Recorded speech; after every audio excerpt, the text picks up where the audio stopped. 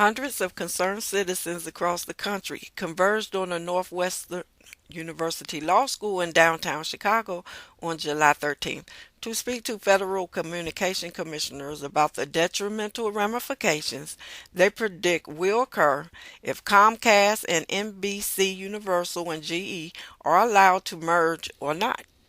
Here's an excerpt of what went on through the opinions of one supporter for and one against the merger, and the civil rights aspects of the merger provided by a representative from the Chicago West Side branch of the National Advancement of Colored People, also known as the NAACP. Good evening. My name is Savannah Schwartz, and I'm with By the King Club for Kids, and we're an after-school program serving 726 at-risk youth here in Chicago, in Cabrini Green, Englewood, Uphill Gardens, and Austin. And Comcast is a wonderful supporter of ours. They've really helped us tremendously. One way that they've helped us is they've helped us with our reading program through funding. And this past year, all of our kids enter with GPA of lower than 2.0 and lower than 25% of their ISAT test scores. And this past year, we had 45% of our kids end the year with A's, B's, and C's, up from B's and F's, and 130 kids on the honor roll. And Comcast has not only helped us financially, but they've also helped us through sending role models to volunteer with our kids and really help them see people in the regular workplace and lots of different career opportunities. They also, like this other organization, helped us with their Comcast Cares Day. They brought out 50 volunteers to volunteer at our Englewood site and totally helped change and rehab our location there in Englewood. And they've been a wonderful supporter and partner, and we are just so thankful for our partnership with Comcast. Thank you. Go ahead. Commissioner Kopp, staff, members of the Media Bureau, welcome to Chicago. I'm Barbara Popovich, Executive Director of Chicago's Public Access Television Network, CAN TV. The FCC recently asked over 40 questions as part of its future media proceeding. That proceeding started with the assumption that many of the challenges encountered in today's media environment will be addressed by the market without government intervention. It's not happening. Comcast has made public interest assertions about the merger. The Alliance for Communications Democracy has filed comments indicating the numerous ways that those assertions fail to protect the public interest in relation to PEG access. In Chicago, Comcast has made good in its obligations regarding public access. But Comcast-supported public channels has been withdrawn in a growing number of places where government has failed to protect the public. Despite the fact that competition is but one of the FCC's public interest goals, during the previous administration, competition trumped all other principles, and a host of FCC rulings shook up the field. Industry dressed up business decisions that were adverse to the public interest as a necessary reaction to competition. The FCC passed rulings that swept aside decades of development in public media. We're talking about 3 votes, because on most of those rulings, Commissioner Kopp's was one of 2 opposing votes. So what will this FCC do to turn that around? What will you do to affirmatively reinstate the goals of localism, diversity, and service for all? The FCC has yet to grant the ACM et al. Petition challenging the discriminatory treatment of PEG channels that blatantly defy these goals. What signal does that send on this merger? Understandably, the industry acts in its own interest. It's the FCC's job to act in the public interest. We don't need ombudsmen at the FCC. We need leaders. Certified Housing Counselor, the Housing Committee Chair, and I host our call-in show every week on public access television for the Chicago West Side branch NAACP. We are a 100-year-old civil rights organization. The mission of the National Association for the Advancement of Colored People is to ensure the political, educational, social, and economic equality of rights of all persons and to eliminate racial hatred and racial discrimination. One of our principal objectives is to seek the enactment and enforcement of federal, state, and local laws securing civil rights. Our fight has always been for equal rights and equal justice.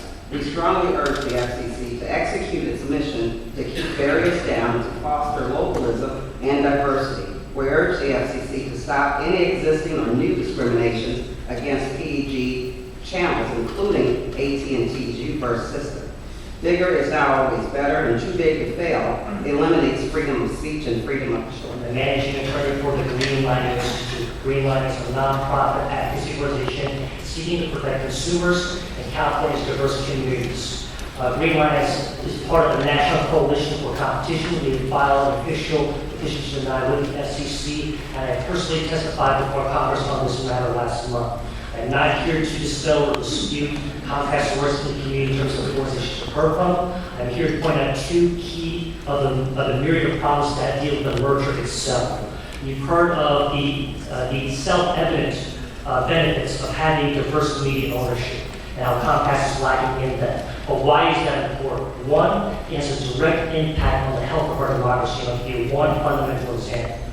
Last year, there was a breakthrough study conducted that measured the impact of local Spanish language TV news. And having that available in Hispanic markets increased Hispanic voter turnout in those markets by as much as 5 to 10 percentage points. 5 to 10% more Hispanic voters voted because there was local Spanish language access TV news available. That means if you build it, they will come and they will vote. Unfortunately, Comcast is about to inherit an entity, NBC, that tried to dismantle 5 of the top 10 Hispanic media markets in this country. And Comcast has a far worse record than NBC.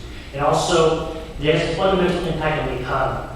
Verizon and AT&T in last year alone injected $600 million in 1 year alone to diverse businesses in one state in California. Comcast's supply diversity procurement is pitiful compared to that. Why does that make a difference? Because if Comcast is allowed to compete head-to-head against good players like AT&T and Verizon, it will siphon away revenue from those communities, and this will prevent job growth. I'm here to urge the FCC to come to California. Chicago should not be viewed as the end zone for public input. It should be seen as a kickoff. Thank you. Okay, so first of all, when will a final decision you think will be made about the planned merger? Well, we can't say for sure. Normally there's a 180-day clock that runs on these things, but if we need additional information from the parties, we stop the clock and request that, and that's the situation we're in right now. I would suspect, if I was to guess, and that's all I can do is guess, that probably sometime towards the end of the year, but that's not a guarantee. Mm-hmm. In your remarks earlier today, you were kind of concerned with the merger if it occurs. I am concerned about the state of our media generally in this country right now. A lot of harms have been visited on our traditional media, broadcasting and cable, I think, by all of the consolidation that the industry has gone through in recent years, and by the Federal Communications Commission kind of being derelict in its duty and public interest oversight. So old media is not in very good shape. We got a lot of homogenized, nationalized programming, not much diversity, much less in the way of news and information than we used to have. So this merger now concerns not only that traditional media, but new media too. It's about broadband and the internet. And do we want the same kind of sins visited on that new media that have been inflicted upon old media? And that's why I think we have to look very, very carefully at all the different ramifications, and there are so many of them, to this merger. So what do you hope will happen with the public comment hearing today? Well, I hope all of my colleagues will look at the record from tonight's meeting. It will be part of the official record of the proceeding, and take it to heart, because who knows better how media is serving the American people than the American people who receive that media. They're on the receiving end of the media day in and day out. They know if their interests are being reflected. They know if the news that they want and need is being provided. They have a feel for it that being locked up inside the Beltway you can never have. Mm-hmm. So, and finally, what will exactly be done with the comments from this public hearing? Like, what would be the process? They'll be part of the official record. I hope they'll be up on the website of the Federal Communications Commission. I'm not 100% sure if that's a plan, but I would urge that. But they will be part of the official record of the proceeding. Mm-hmm. Are all the commissioners that were under Bush still here along with you? This is not really a commissioner meeting. It's a forum that's been put together by the Media Bureau. I think I'm the only commissioner who's actually in attendance at this meeting. Mm-hmm. I hope actually that we will have full commission hearings on the Comcast merger, and more than one, so that myself and my colleagues can get around the country and really get a feel for what the people are thinking. Mm-hmm.